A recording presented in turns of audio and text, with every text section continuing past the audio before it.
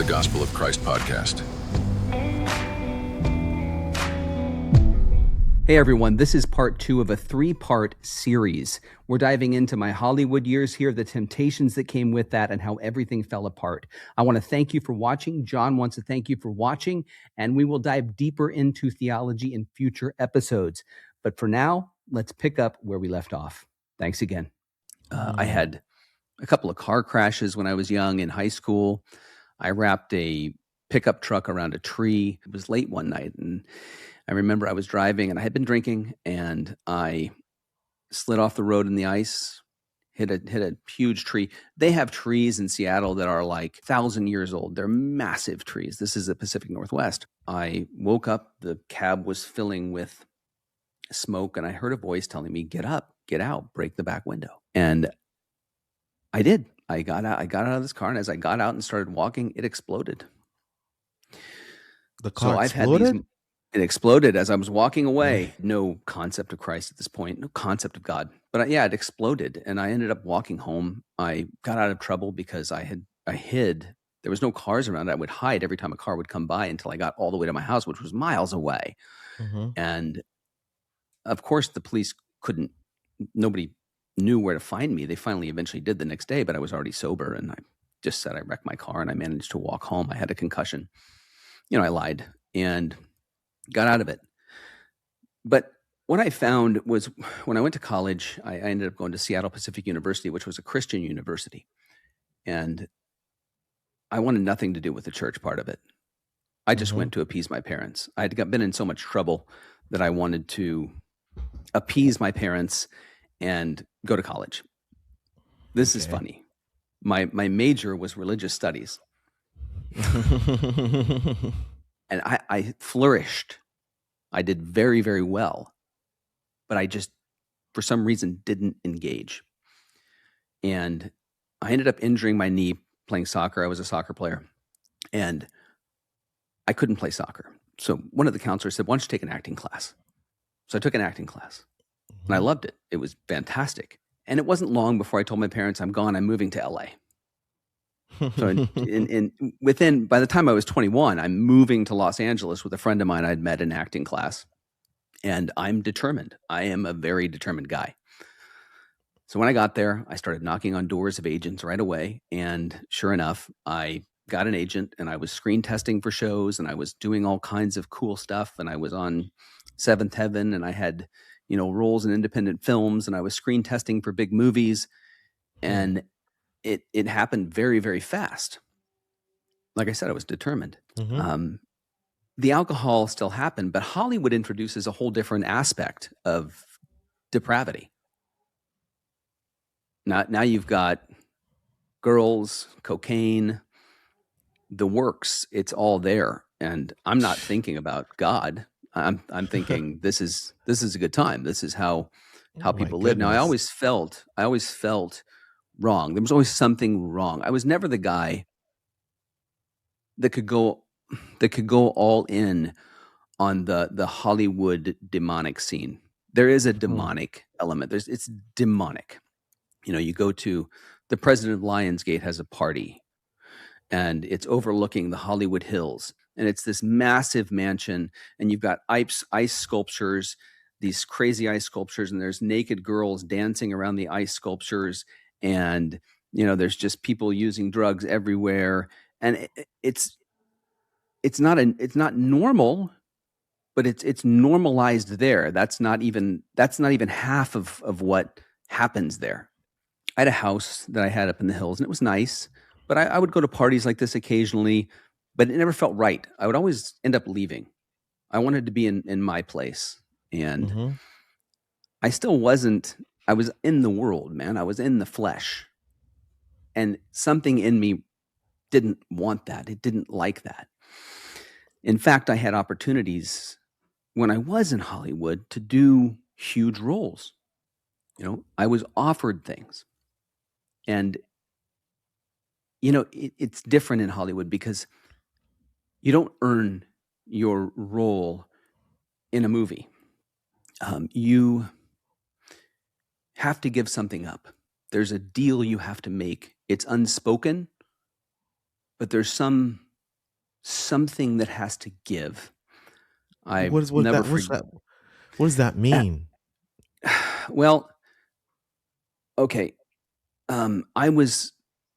I had gone in for this role in this movie for the Mm-hmm. very famous director who's passed away now, who was a homosexual, and he was when he died, his claim to fame was he had been with over 2,000 men. Oh my Okay, goodness. that was his claim to at the end. He said, I accomplished everything I ever wanted in life. I've been with over 2,000 different young men, and I got this role. It was a great role. I didn't know the director. I didn't know much about him at the time. It was Joel Mm-hmm. Schumacher, and it was a big movie. It was a breakout role for this actor that ended up doing it. And my agent called me, and I'll never forget that morning. I'd been partying and looking around at people like sleeping in my house, and there's a whiskey bottle on the counter and cocaine somewhere. I'm sure it was a mess. And my agent called me and he said, "Okay, you got the role."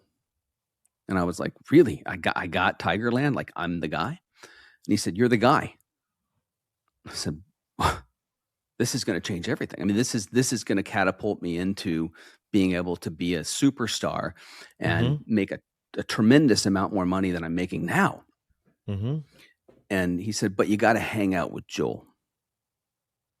Oh, that's a code right there. That's Yeah, code right there. So, if you know, you know. That, as they say in the vernacular, if you know, you know. I knew Um, what that meant, and I paused, and my stomach sunk, and jeez. I said, "I can't do that." And You he said, told him "Man, that, come." right? You Yeah, told him that. right then. Yeah. Something came into me. Something came over me, and just I can't do that. I was never that guy.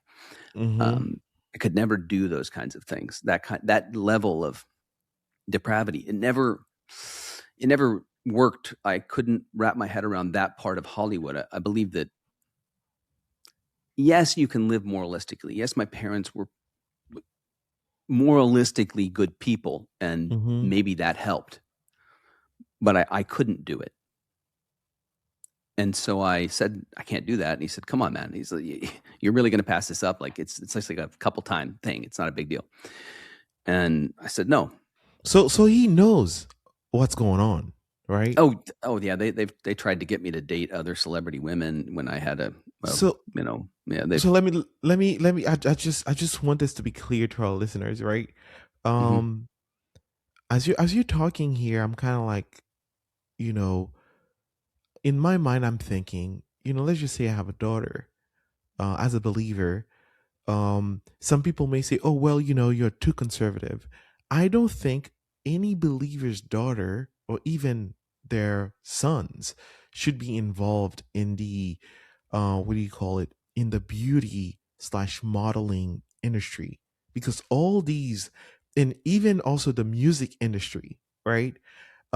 It's to me, if this was a perfect world, an ideal world, it'd be okay for a believer to make songs that's like not necessarily Christian songs, but let's just say jazz, for instance, sing mhm, jazz or whatever the case may be, or um but it shows you in every single category of entertainment.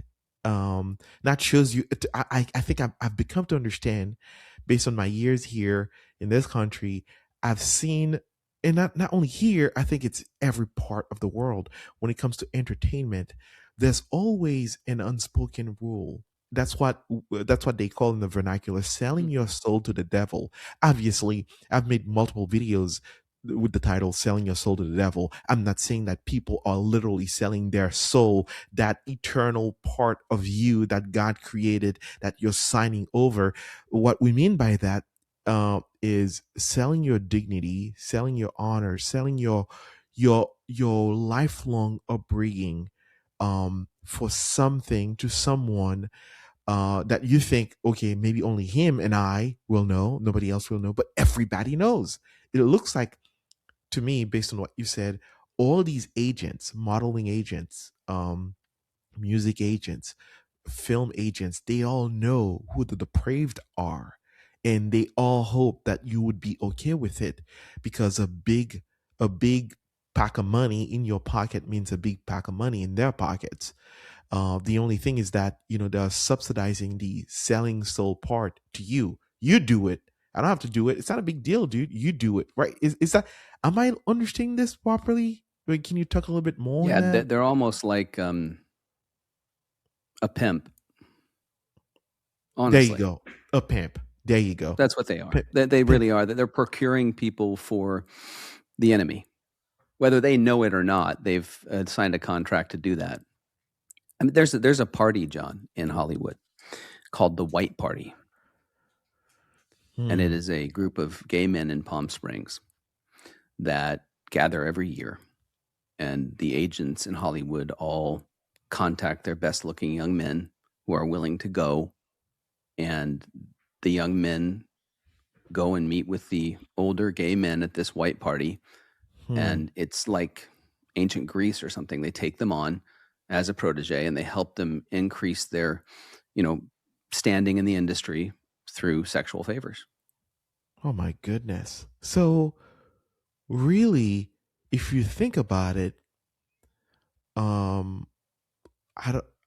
I don't know if it's always been like that the past 100 years in Hollywood. Maybe there were like signs of it, you know. But the art of films has shifted. I don't know if it's like that in England. Uh, the art of filmmaking has shifted to, we don't care about films anymore. We only care about satisfying our lust. So the people you are going to see on screen, it doesn't really matter if they have any talent, but these are the people who've been helped, who's helped us satisfy our lust. Therefore, we'll put them in those movies. And I always used to ask, man, why do you see this guy everywhere? Mm. Like every single little thing, this guy's in it. Like, is there anybody else? Are there any other like young actors, other people? But it looks like there's this click, right? If you're Unless cool you're with it, lucky and you break out, like maybe there's a few people out there who are super talented. I'm sure there are. I yeah, think film is yeah. wonderful. Like there's people out there, it's not every single person, but there's this majority of Hollywood that it's all about status, and it's all about who you're with, who you know, and it's political. It's a lot more political than people would imagine. You don't just go there with a dream to become a big movie star and you go in and you start auditioning and you get a role. That's very rare. And then you break out, you become a big enough star that you don't have to, you know, Do make anything. concessions for Yeah. and do things that you don't want to do. That's rare. There's a Mhm. lot of moralistic concessions that have to be made in order for you to make it in Hollywood. You can't be in Christ and a believer and honestly be in a movie and act. How could I be in a movie right now where I'm Mhm. supposed to play a love interest of someone and be on camera with them, making out naked and simulating sex Mhm. and say that I'm being loyal to my wife or to Christ? That can't happen. I want you to continue with your testimony. I don't want to stop there. That's all right. Um, Yeah. but a parenthetical comment here. There's this guy in Hollywood. He was blacklisted for like decades, I think, because he wouldn't take on a role where he would have to kiss a woman. And then Hmm. they told him, "Hey, you have to." He said, "Well, I'm a Christian." He's a Catholic. "I'm a Christian. I'm married. I can't do that to my wife." They blacklisted him for years.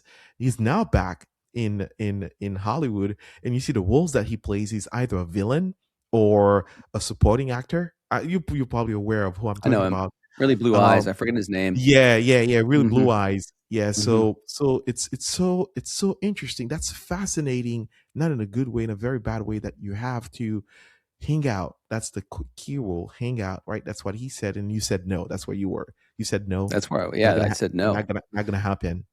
Right. I made a movie that was, interesting, and because I got tired of Hollywood. I was so frustrated. I'm going to write a movie. I'm going to make one myself. It Hmm. gained success. It went to Tribeca, and it was popping. And I thought, well, this is it. I've done it. I've fought the battle. I've fought the evil, and I've won. Mm-hmm. And at this time, I was with a woman who, I wouldn't call it love, but she did end up pregnant. And this was something that saved me, by the way, my son. Um, Now, of course, I'm not a Christian. I have no idea what it even means. Mm-hmm. If anything, I thought Christianity meant, hey, you perform all these really good deeds and you get into heaven, right? That's how it works in all these religions, right? It's performative. So I'm like, maybe I'm fine. I don't know. I really didn't know. And I ended up successful with this movie, and I got a bigger agent, an even bigger agent. I mean, we're talking William Morris at the time. That was like creative artists. I think my agent now runs or ran creative artists and started his own agency. Mm-hmm. This is like top of the line, like Brad Pitt, Mel Gibson, Johnny Depp, you name it, all these guys. And I think that's it. So I go to meet with him. We're going to meet at this place called the Chateau Marmont, which is this really famous hotel on Sunset Boulevard it's just steeped in history. If you look up Chateau Marmont, you're going to find that that's where a lot of Hollywood deals are made. And I sit down with him, and he's sitting across from me, and he knows I've got a girl at home that's pregnant. She's about to have my child, and I'm very dedicated to this. I've told him that. And he's sitting there and he says, you know what? He looks at me and he goes, I'm going to show you the power of Hollywood right now and the power of William Morris. And he got up and he walked away. And as he walked away, right behind him was sitting this most famous actress of the time. And I realized she was a client. And so she looks at me and she kind of like shakes her drink and is like smiling at me. Mm-hmm. And so this was a setup. Like this girl she just dated Heath Ledger and some other people, and she's very famous. And I